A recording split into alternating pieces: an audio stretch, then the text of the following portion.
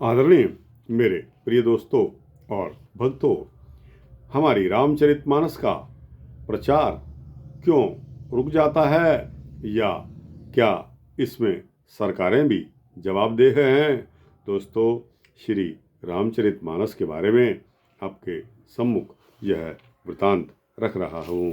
दोस्तों, यह वृतांत एक सूक्ष्म वृतांत है और बहुत ही सुंदर होने वाला यह वृतांत है। क्यों? क्योंकि हमारी संस्कृति, हमारे संस्कार जो हमें नई पीढ़ी में डालने हैं, वह हमें रामचरितमानस से ही मिलता है। तो दोस्तों, इसका भाग 1 आपके समक्ष रखूँगा।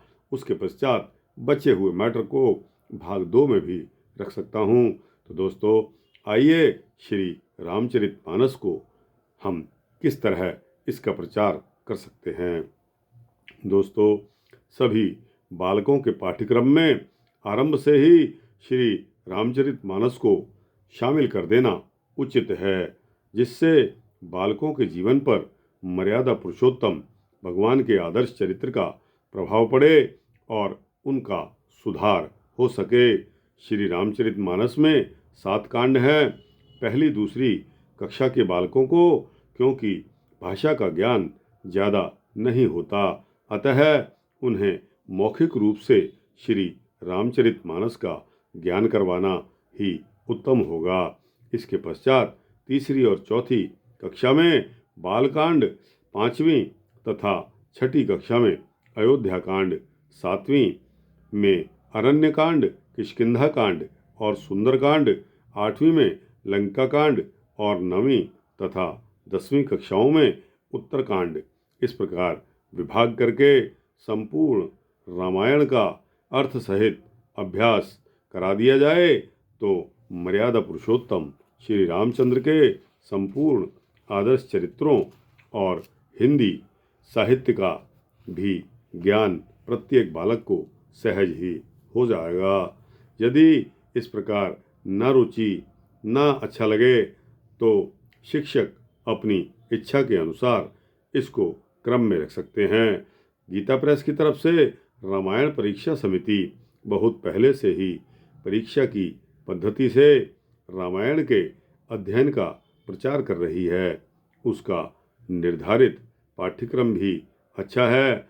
उसके अनुसार भी क्रम रखकर बालकों को परीक्षा में सम्मिलित किया जा सकता है, जिससे उनको मानस का ज्ञान हो सके। परीक्षा समिति के पाठ्यक्रम की विशेष जानकारी के लिए पाठकगण गीता रामायण परीक्षा समिति ऋषिकेश को पत्र लिखकर नियमावली मंगा सकते हैं। यदि पूरी रामायण न पढ़ा सके तो सरकार और शिक्षक जितने अंश को विशेष लाभप्रद समझे उतने अंश को ही पाठ्यक्रम में शामिल कर सकते हैं। परंतु रामायण का अध्ययन परम आवश्यक सभी को कराना चाहिए, क्योंकि रामायण से हिंदी भाषा का, साहित्यिक शब्दों का और कविता यानी कि छंद रचना का ज्ञान तो होता ही है, इसके साथ ही किसके साथ कैसा व्यवहार करना चाहिए, इस भारतीय संस्कृति का ज्ञान भी हो जाता है, जो कि विशेष लाभप्रद है। रामचरितमानस के दोहे, रामचरितमानस की चौपाइयाँ, सोरठे, छंद और श्लोक बड़े ही मधुर, सरल और काव्य के अलंकार आदि के सभी गुणों से और प्रेम रस से ओतप्रोत हैं तथा उनका अर्थ और भाव तो इतना लाभदायक है कि जिसकी प्रशंसा करने से हम सर्वथा असमर्थ हैं। यह महान अनुपम ग्रंथ आर्थिक, सामाजिक, भौतिक, नैतिक, व्यावहारिक और पारमार्थिक अति आदि सभी दृष्टियों से सब प्रकार के उपादेय है। इसलिए अनुभवी विद्वानों ने, संत तथा महात्मा गांधी ने भी इसकी भूरि भूरि प्रशंसा की है। हिंदी भाषा में ऐसा सब प्रकार से सुंदर और लाभप्रद ग्रंथ दूसरा कोई नहीं है, यह कहना अतिशयोक्ति नहीं होगा। अतः सभी भाइयों से प्रार्थना है कि तन मन धन से इसका यथाशक्ति अपने कुटुंब, अपने गांव, अपने जिले, अपने देश में सभी प्रकार से प्रचार करें और स्वयं इसका यथाशक्ति अध्ययन करने तथा इसके उपदेशों का पालन करने की चेष्टा करें। जो स्वयं पालन करता है वही प्रचार कर सकता है और उसी का असर होता है। जो स्वयं पालन नहीं करता उसको ना तो इसके अमृतमय रहस्य का अनुभव ही हो सकता है, ना वह प्रचार ही कर सकता है और ना उसका लोगों पर असर ही होता है। महात्मा तुलसीदास जी द्वारा वर्णित भगवान श्री राम के परम पवित्र, शिक्षाप्रद, अनुपम, अति प्रशंसनीय, अमित प्रभावयुक्त चरित्र का वाल किंचित सारभूत अंश बालकों तथा पाठकों के लाभ के लिए नीचे दिया जा रहा है, जिसका अनुकरण करके लाभ उठाना चाहिए। बाल अवस्था में जब श्री रामचंद्र जी महाराज अपने भाइयों के साथ खेला करते थे, उस समय वे अपने भाइयों को जितना दिया करते थे और स्वयं वे अपने भाइयों को जिता देते थे और स्वयं हार जाया करते थे। अयोध्या कांड में श्री भरत जी कहते हैं, मैं प्रभु कृपा रीति ज्य जोही, हरे हूँ खेल जितावह मोही। श्री तुलसीदास जी ने विनय पत्रिका के 100वें पद में कहा है, खेलत संग अनुज बालक नित, जोगवत अनट उपाओ, जीत हारे चुचुकारे दुलारत, देत दिवावत दाओ। एक बार फिर सुनिए, खेलत संग अनुज बालक नित, जोगवत अनट अपाओ, जीत हार चुचुकार दुलारत, देत दिवावत दाओ।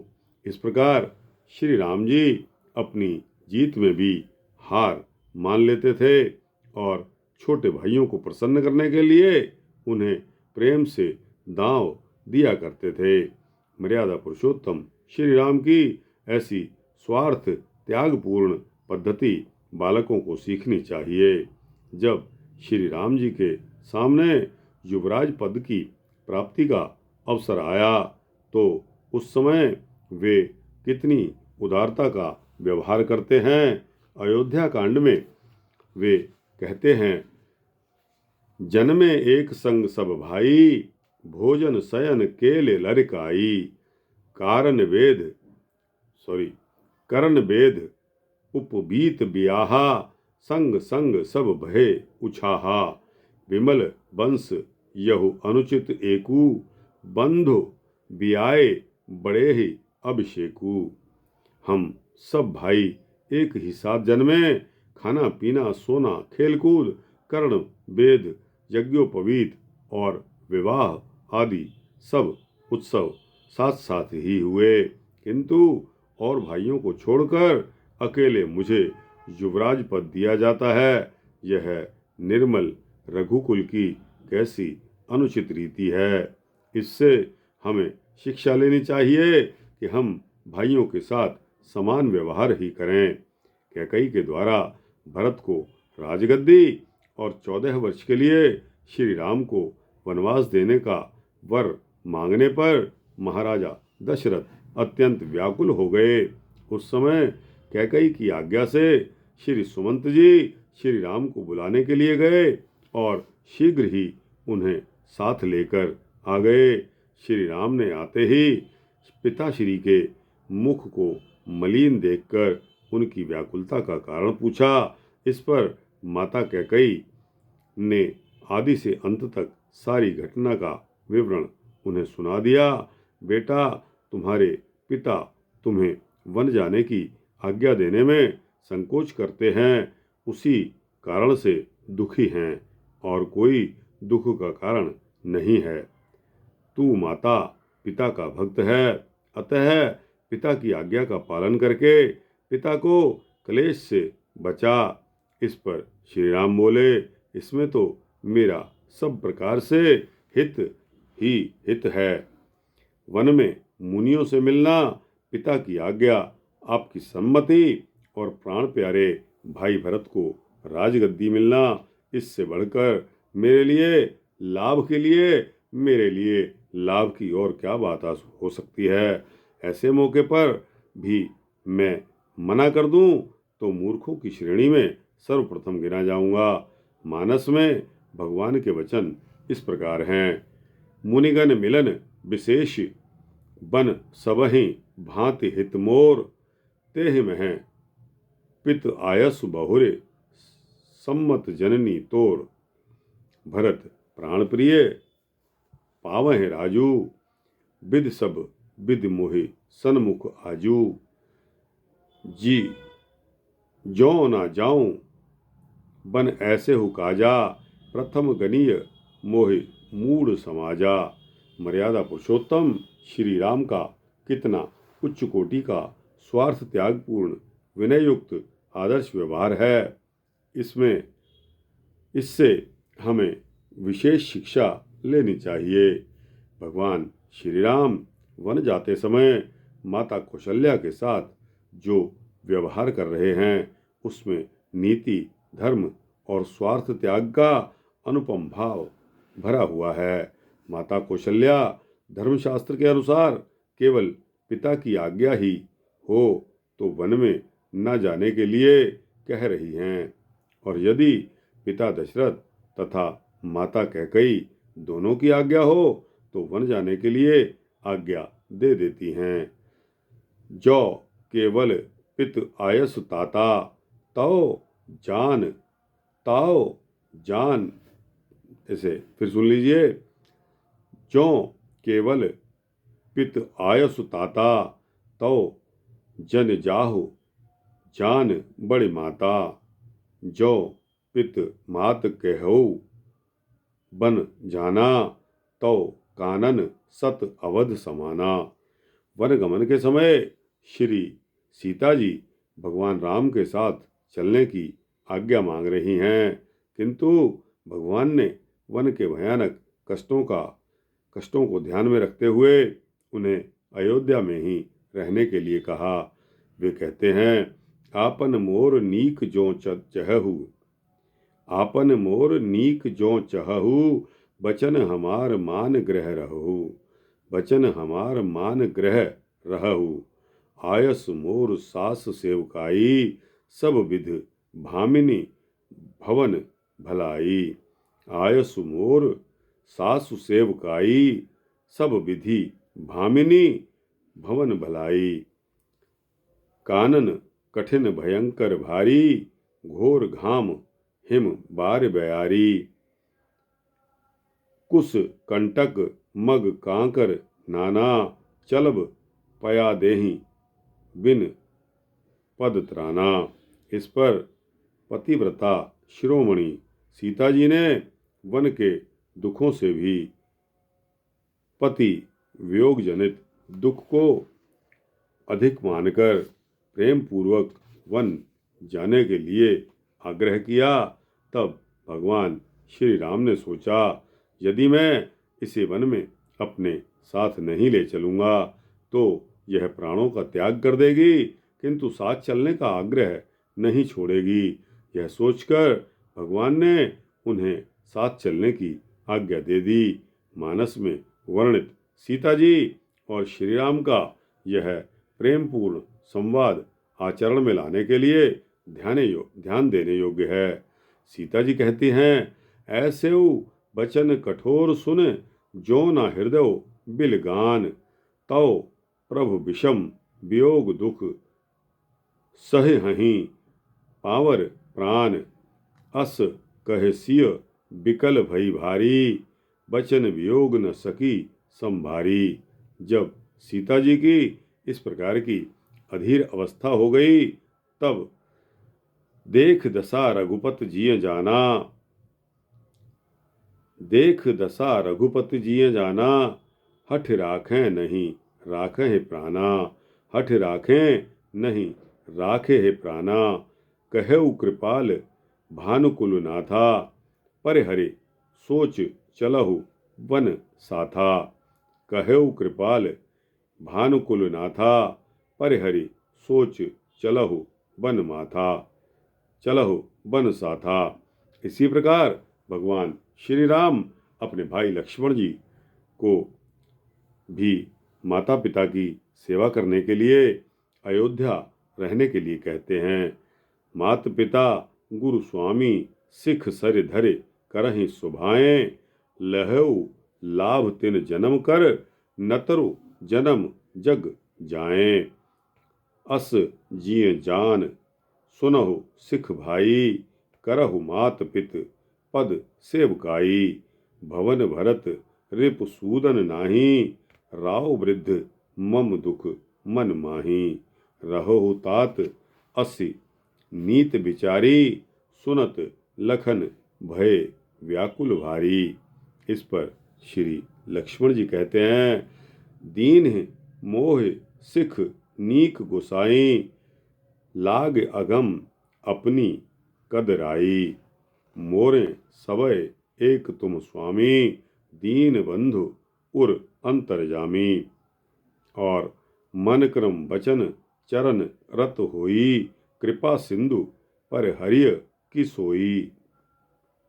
जब लक्ष्मण जी का ऐसा प्रेम पूर्वक अत्यंत आग्रह देखा, तब भगवान ने लक्ष्मण की प्रसन्नता के लिए माता सुमित्रा की आज्ञा लेकर साथ चलने की आज्ञा दे दी।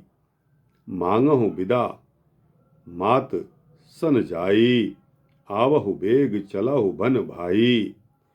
यहाँ भगवान श्री राम और लक्ष्मण दोनों का स्वार्थ त्याग पूर्वक भ्रातृ प्रेम सराहनीय है। उपरोक्त वनगमन के प्रसंग में श्री राम का भ्रातृ प्रेम और माता पिता की आज्ञा का पालन, राज्य पद जैसे महान स्वार्थ का त्याग और वनवास जैसे कष्ट को आनंद का रूप देना आदि आदर्श व्यवहार है। इनसे बालकों को विशेष रूप से शिक्षा ग्रहण करनी चाहिए। दोस्तों, कितना संस्कारों से भरा हुआ और कितना हमारी मर्यादा से भरा हुआ श्री राम जी का यह पवित्र जीवन है, जो हमारे लिए संस्कारों को भरने के लिए एक खान के रूप में हम देख सकते हैं। दोस्तों, यह खान, यह परम साधन भाग 1 से मैं आपको बता रहा था। दोस्तों, भाग 2 अगले वृत्तांत में प्रस्तुत करूंगा। तब तक दोस्तों इतना ही स्वीकार कीजिए। यह वृत्तांत आपको कैसा लगा? अच्छा लगा हो तो इसको लाइक और शेयर कीजिए। अपने दोस्तों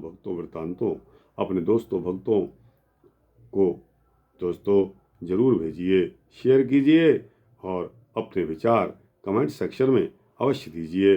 इस चैनल को सब्सक्राइब कर देंगे तो आपको इसी तरह के सूक्ष्म भक्ति वृत्तांत मिलते रहेंगे। जय श्री सीता रामचंद्र भगवान की जय। जय संत तुलसीदास जी महाराज।